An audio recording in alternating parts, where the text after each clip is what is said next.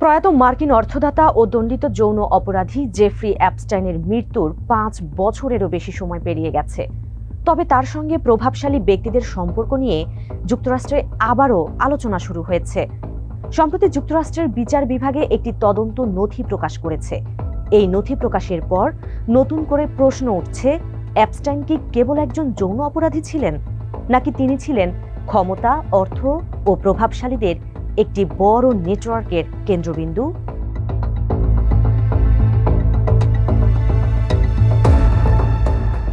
৩০ জানুয়ারি যুক্তরাষ্ট্রের বিচার বিভাগ অ্যাপস্টাইন সংক্রান্ত প্রায় ৩০ লাখ পৃষ্ঠার নথি প্রকাশ করে, যার মধ্য দিয়ে প্রথমবারের মতো সরকারি পর্যায়ে স্বীকার করা হলো এই মামলার সঙ্গে জড়িত মানুষের সংখ্যা ধারণার চেয়েও অনেক বেশি। আইন অনুযায়ী নথিগুলো ১৯ ডিসেম্বরের মধ্যে প্রকাশ হওয়ার কথা থাকলেও তা ১ মাসের বেশি দেরিতে প্রকাশ করা হয়। ডেপুটি অ্যাটর্নি জেনারেল টড ব্লান্স জানিয়েছেন, ভুক্তভোগীদের পরিচয় রক্ষার কারণে নথি সম্পাদনায় বেশি সময় লাগায় প্রকাশ দেরি হয়েছে। নথিতে মাইক্রোসফটের সহ-প্রতিষ্ঠাতা বিল গেটস, টেসলার প্রধান নির্বাহী ইলন মাস্ক এবং মার্কিন বাণিজ্যমন্ত্রী হাওয়ার্ড লুটনিকের মতো প্রভাবশালী ব্যক্তিদের নাম এসেছে। তাই আর বিষয়টি শুধু ব্যক্তিগত সম্পর্কের মধ্যে থাকছে না, এতে ক্ষমতার অপব্যবহার এবং বিচার ব্যবস্থা সবার জন্য সমান কিনা তা নিয়েও প্রশ্ন তৈরি হয়েছে। তবে সবচেয়ে বড় সমস্যা হলো, অনেকের নাম প্রকাশ পেলেও এখনো কাউকে দোষী সাব্যস্ত করা হয়নি।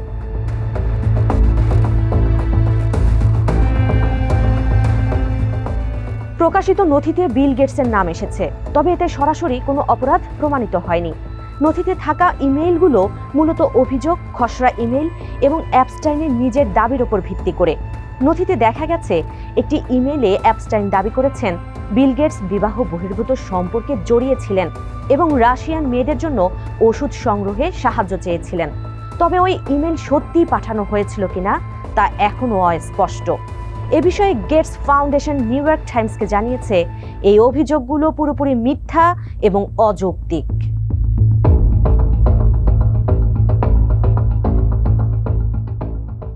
ইলন মাস্কের ক্ষেত্রেও একই চিত্র। নথিতে থাকা ইমেলগুলোতে দেখা গেছে ২০১২-২০১৩ সালের মধ্যে ইলন মাস্ক অ্যাপস্টাইনের ব্যক্তিগত ক্যারিবীয় দ্বীপে যাওয়ার আগ্রহ দেখিয়েছিলেন। তখনও অ্যাপস্টাইন নাবালিকার সঙ্গে সম্পর্কের অভিযোগে দোষী সাব্যস্ত ছিলেন। ২০১২ সালের এক ইমেইলে মাস্ক লেখেন, আপনার দ্বীপে কোন দিন বা রাত সবচেয়ে বন্য পার্টি হবে? ২০১৩ সালে মাস্কের সঙ্গে অ্যাপস্টাইনের একটি বৈঠকও হওয়ার কথা ছিল, কিন্তু সময়ের কারণে সেটি বাতিল হয়। তবে ইমেইলগুলোতে স্পষ্টভাবে বলা হয়নি মাস্ক শেষ পর্যন্ত দ্বীপে গিয়েছিলেন কিনা। এতে মাস্কের আগের বক্তব্য নিয়েও প্রশ্ন উঠেছে, যেখানে তিনি বলেছিলেন তিনি অ্যাপস্টাইনের আমন্ত্রণ ফিরিয়ে দিয়েছেন। ৩১ জানুয়ারি সামাজিক যোগাযোগ মাধ্যম এক্সে দেওয়া এক পোস্টে ইলন মাস্ক বলেন, আমার সঙ্গে অ্যাপস্টাইনের কিছু ইমেইল ভুলভাবে বোঝানো হয়েছে। এগুলো ব্যবহার করে আমার সুনাম নষ্ট করার চেষ্টা করা হচ্ছে। তিনি আরও লেখেন, অ্যাপস্টাইনের ফাইল প্রকাশে আমার চেয়ে বেশি কেউ চাপ দেননি। তার সঙ্গে আমার যোগাযোগ খুবই সীমিত ছিল। তার ক্যারিবীয় দ্বীপে বা ললিটা এক্সপ্রেস বিমানে যাওয়ার সব আমন্ত্রণ আমি প্রত্যাখ্যান করেছি।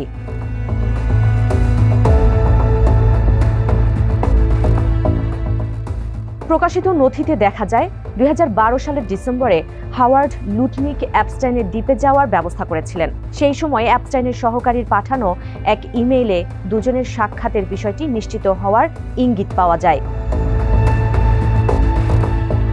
২০২৫ সালের অক্টোবরে লুটনিক অ্যাপস্টাইনকে অপমানজনক এবং সর্বকালের সবচেয়ে বড় ব্ল্যাকমেইলার বলে উল্লেখ করেন। তার দাবি, বহু বছর আগে তিনি অ্যাপস্টাইনের সঙ্গে সম্পর্ক শেষ করে দিয়েছেন।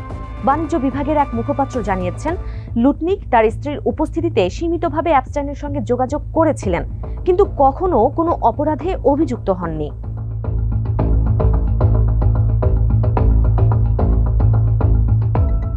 নথি প্রকাশের পরও অ্যাপস্টাইনের নির্যাতনের শিকার ১৯ জন ব্যক্তি জানিয়েছেন, তাদের অভিযুক্ত নির্যাতনকারীদের কেউ কেউ এখনও আড়ালে ও সুরক্ষিত অবস্থায় রয়েছেন। নথিতে তাদের ব্যক্তিগত তথ্য থাকলেও নির্যাতনকারীদের পরিচয় গোপন রাখা হয়েছে। ভুক্তভোগীদের দাবি, অ্যাপস্টাইন ফাইল এখনও অসম্পূর্ণ।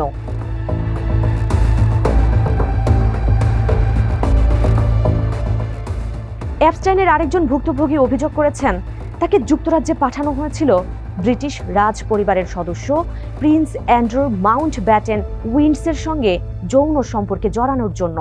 তার আইনজীবী ব্র্যাড এডওয়ার্ডস বলেছেন, 2010 সালে প্রিন্স অ্যান্ড্রুর বাসভবন রয়্যাল লজে এই ঘটনা ঘটে। ওই নারী তখন 20-এর কোঠায় ছিলেন। আইনজীবীর দাবি, প্রিন্স অ্যান্ড্রুর সঙ্গে রাত কাটানোর পর ওই নারীকে বাকিংহাম প্যালেস ঘুরে দেখানো ও চা খাওয়ানো হয়। কিন্তু প্রিন্স অ্যান্ড্রু সবসময় এই অভিযোগ অস্বীকার করে আসছেন। ব্রিটিশ সংবাদ মাধ্যম বিবিসি প্রিন্স অ্যান্ড্রুর কাছে মন্তব্য চাইলেও তিনি এখনও কোনো জবাব দেননি। বাকিংহাম প্যালেস জানিয়েছে, তারা যে কোনো ধরনের নির্যাতনের শিকারদের প্রতি সহানুভূতিশীল।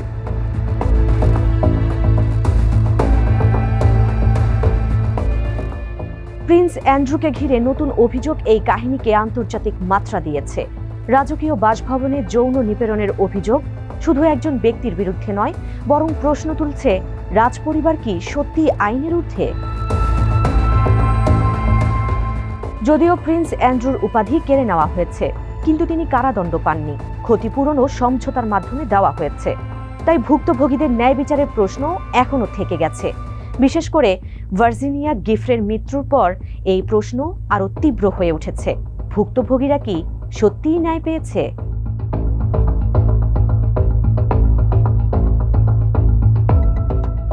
ভার্জিনিয়া গিফ্রে অভিযোগ করেছিলেন, 2001 সালে 17 বছর বয়সে তাকে প্রিন্স অ্যান্ড্রুর সঙ্গে যৌন সম্পর্কের জন্য বাধ্য করা হয়েছিল।